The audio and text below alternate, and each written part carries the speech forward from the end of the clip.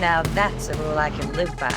Knowledge is power, and no one drops knowledge better than the voice of Ataxia, your #1 source for resistant cell updates from around the world. Live from the hidden bunker far below a patch of unremarkable desert. He may look AI, but he's your host, Max Musterman. It's April Fool's, Philistines, and I'm here to tell you that we are being lied to. Every politician says he wants to make life better for you, but he doesn't give a fuck about your life. He cares about padding his pockets and living in comfort while you wallow in the gutter. Anyone who thinks that a politician honestly cares about them is probably the kind of person who thinks the stripper they're dating really, really loves them and isn't just using them for their money. Let's be honest, these politicians very rarely do what they say they're going to do, either because they're lying or because they're overestimating their ability to convince the liars to support what they support. You see, the politicians, they're meant to represent us. They want to rule us. But in reality, they're just puppets. Puppets of something deeper and more sinister at the core of our very nation. The very world, even. Call them the Illuminati, the deep state, whatever you want to call them. They are out there, and they control everything. And they want one thing and one thing only: mindless consumer slaves. And that's what we're all turning into. Our education system is one of the worst in the fucking world. Certainly not the greatest. The only thing we're good at is producing junk, buying junk, and throwing away junk. Well, and dropping bombs on adversary nations. Which, man, are we doing that lately? The problem is everybody looks at the world as increasingly black and white, good and evil. They think that every problem has a simple solution. You just have to have the one person who knows what that simple solution is and will carry it out. Here's the thing. There are no simple solutions. Anyone who tells you they have a simple solution is either full of shit or so stupid they buy their own hype. No one person can save this country. No one person can make this country great. And honestly, was it ever really that great? I mean, really? So this is my April Fool's message to you. We're the fools, and we need to wake the fuck up. All of us.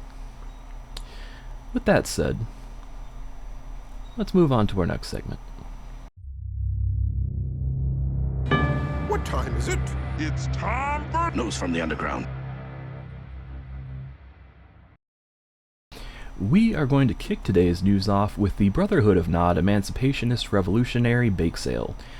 The good folks over at the Brotherhood of Nod Emancipationist Revolutionary Group, they need to stock up on ammo. They've been burning through a lot lately, and they've come up with a brilliant idea to hold a bake sale so that they can stockpile munitions.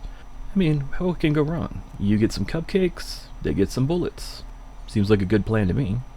So if you're out and about and you see the Brotherhood of Nod Emancipationist Revolutionaries, the little folding table, they've got baked goods, cakes, cupcakes, cookies, brownies with weed.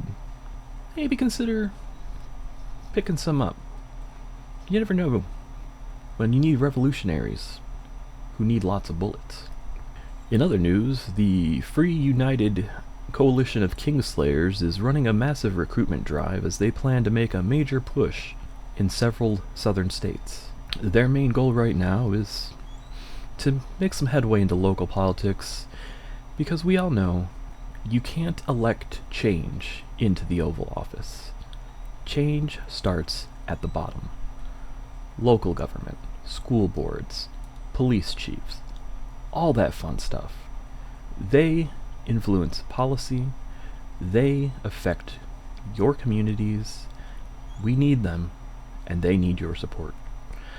Maybe consider doing some canvassing for the Free United Coalition of Kingslayers if you're in the south in some of those troublesome deep red districts.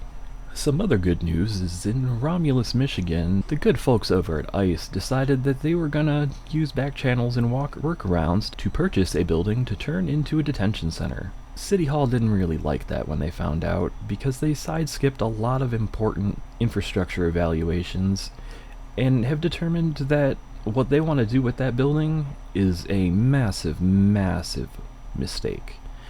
They want to detain upwards to 500 people plus support staff in a building that does not have the sewer infrastructure to handle that much shit. And once again, ICE shows a willingness to bend, break, subvert, or otherwise ignore the law.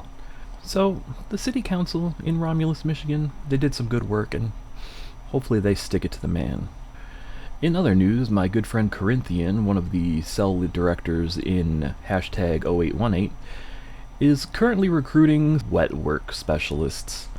If you're interested in some wet work, please take a waterproof thumb drive with your resume and references and leave it stuck underneath the urinal in the male bathroom at the McDonald's, located at 01110 101 011100011 011 1001063 011100011 011 1001017. You'll hear from my good friend Corinthian if they feel you are qualified to fill a position that they're looking to fill with holes. You've got mail. Oh no. Here we go again. Again. From time to time, we get messages from our viewers and listeners, especially those who've been with us for a long time, and we like to go through them and add some commentary when we can. We will start with a message from Jorge and his abuela. Jorge and his abuela were recently sneaking across the Mexican-Arizona border when they were apprehended by Customs and Border Patrol agent Bobby. Jorge would like to thank Bobby for waiving his usual bribe and allowing him and his abuela to cross into the country without undue harassment.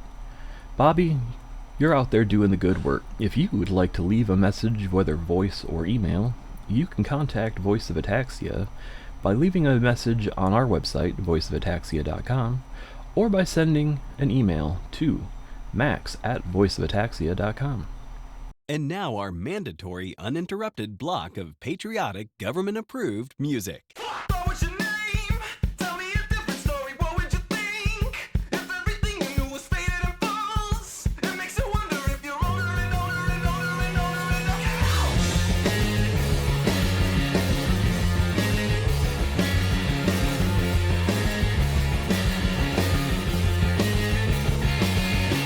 What was your name? When did Messiah come? He beat with the rock. With Goldilocks, boys, the gold is the same. Maybe he didn't want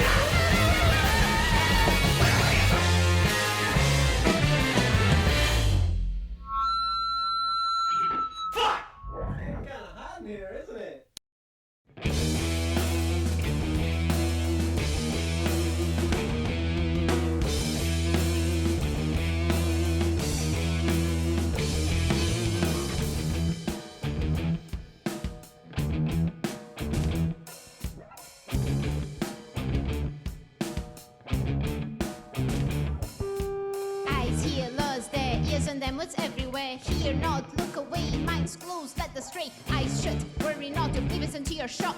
Empty minds, thoughts untold, pay no mind to the brave and bold. Ears hear words there, eyes on them, lost everywhere. Minds still reject your truth, you specialize from their booth. Eyes shut, couldn't you see there's no one left to disagree? Ears closed, couldn't you hear the blue steps were quite clear?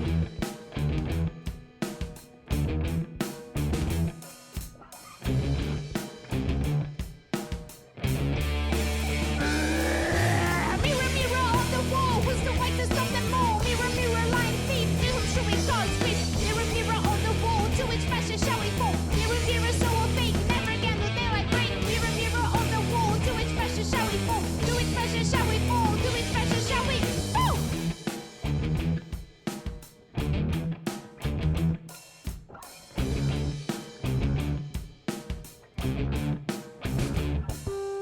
Mouth shut, quiet mornings, ears closed. What your warnings say to rising centuries past. Present years they're lost. Death meets the forest. Wounds greet the poorest. Rights removed one by one. Silence, silence, nothing done. Courage faces annihilation. Welcome to the fascist nation. Shut up now, you have no choice. No one else has a voice. Murder with impunity. Truth has no opportunity. This is the new usual. Our pain is their eternal funeral.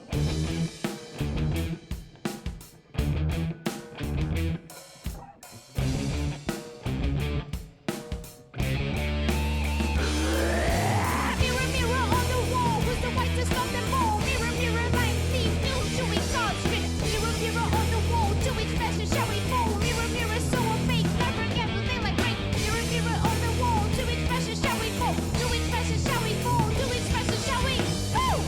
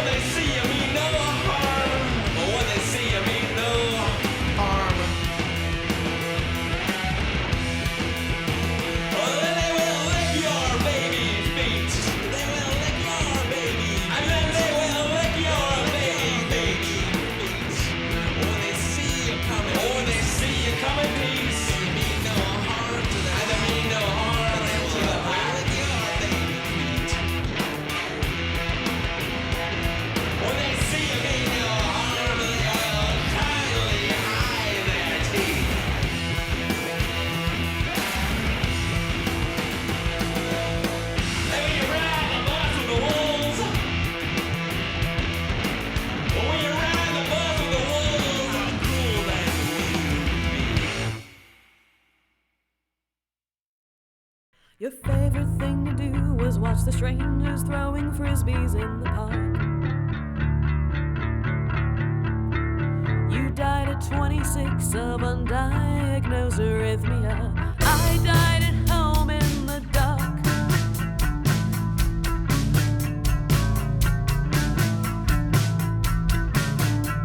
When I arrived in the afterlife, your smile lit up the howling void.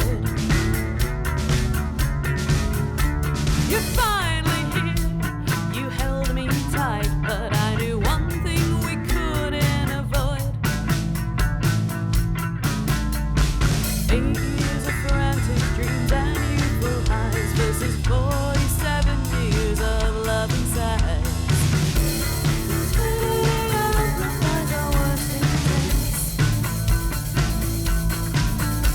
I have to make a choice between two best friends. May this bizarre afterlife love triangle end.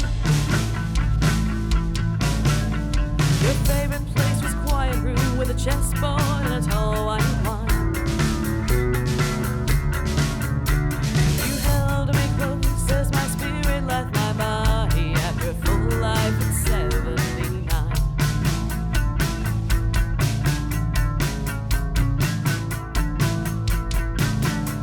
You showed up at the right wrong moment, our lips deep engaged in a kiss. I always knew this would break my heart, you said, but not shatter like this. 8 years of frantic dreams and youthful highs versus 47 years of love inside. Eternity amplifies our worst intents. I have to make a choice between two best friends. May this bizarre afterlife love triangle end.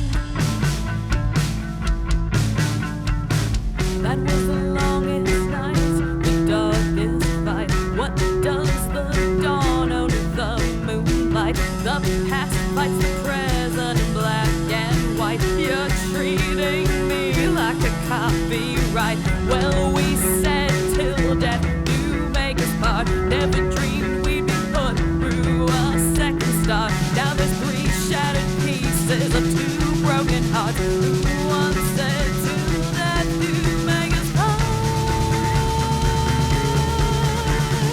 8 years of frantic dreams and youthful highs versus 47 years of love inside. Eternity amplifies our worst intents. I had to make a choice between two best friends. May this bizarre afterlife love triangle end. Guess it's easy to make an arrangement with too much time on your hands. You get me Monday and Saturday. The other 5 days you make plans.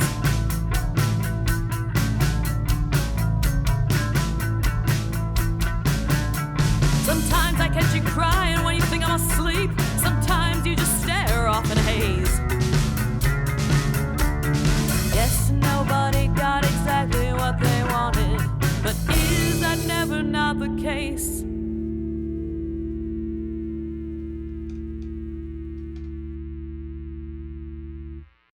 Dear Voice of Ataxia, I never thought something like this would happen to me. That's hot. You know me. It's my duty to please that booty.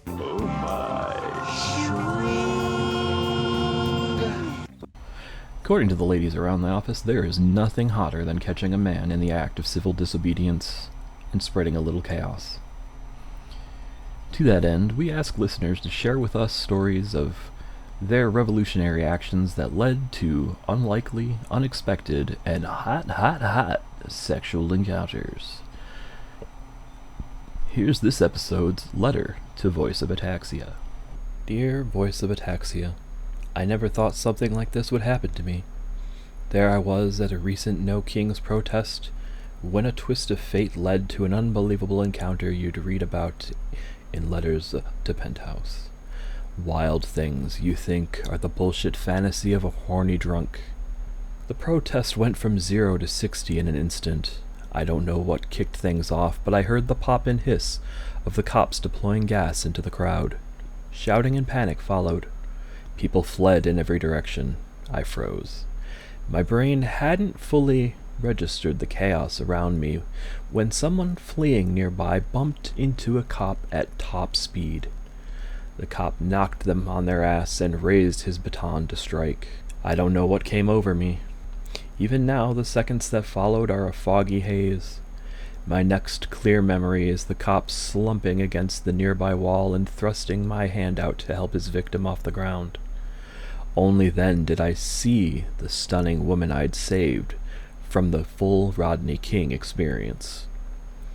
Our eyes locked. Time slowed to a crawl around us. She grabbed my hand. The cop reached for his gun.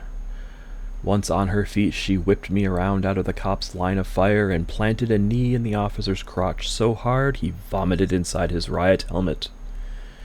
We ran into the chaos, trying to disappear before the son of a bitch recovered from the nut crusher that no doubt left him unable to father children. We put more than a mile of twists and turns between us and the scene before we stopped.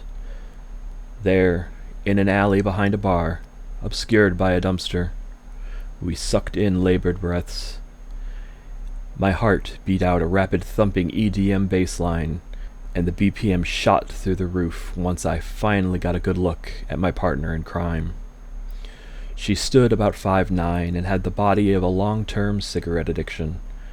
She wore a short skirt with a pattern of anarchy symbols, skulls, and bullet casings over full-length fishnets that clung to her creamy white skin like cling wrap. The only thing that covered her torso was a halter top of deep crimson that struggled to restrain her ample breasts. A full sleeve of Pokemon tattoos gave her right arm splashes of vibrant color that belied her otherwise punk aesthetic. Before I uttered a single word, she had me pressed against the wall with her tongue in my mouth. She tasted like bubblegum, with a lingering hint of clove cigarettes.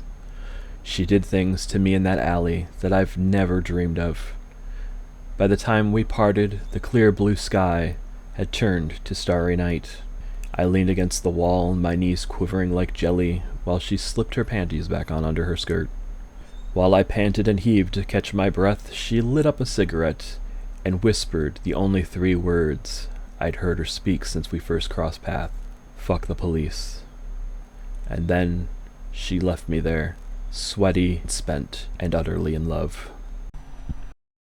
If you'd like to share a similar story and have it read during an episode, you can send it to Max at voiceofataxia.com. We look forward to hearing from you and all your dirty, dirty deeds. Moving on.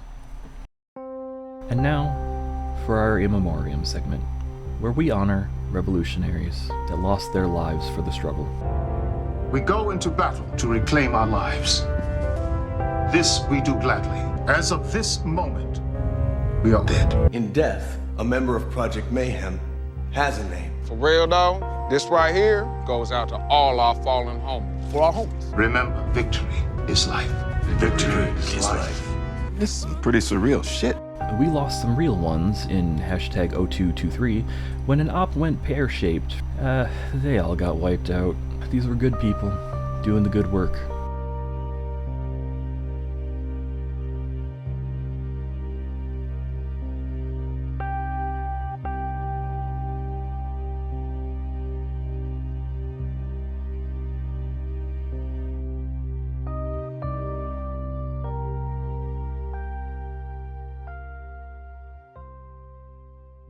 But what is best in life? To cock your enemies, to see them emasculated before you, and give satisfaction to their women. Here in the offices of the Department of Implicit Chaos, we like to play a game called the Fascist Cuck of the Week, in which the staff and I select our own personal Fascist Cuck of the Week and assemble 3 to 4 clues as to their identity so that we can play a little game guessing who's the Fascist Cuck. This episode's Fascist Cuck is in the doghouse with his wife after she caught him cheating on her with an ottoman.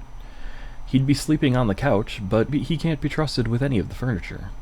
This guy's a real popular choice week after week among the staff. It seems like he's always got his foot in his mouth and his head up his ass. He also released a book recently detailing his indoctrination into a worldwide network of child molesters. Real proud of himself to put that out there and try to make some money off it. Fucking shameless. And that's it for our episode. I will leave this final thought for all the sleeper agents out there. For a couple of you, this is the day you don't know you've been waiting for. The candle is black. This has been Voice of Ataxia. I have been Max Musterman. And remember, Big Brother is watching, so let's give him a hell of a show.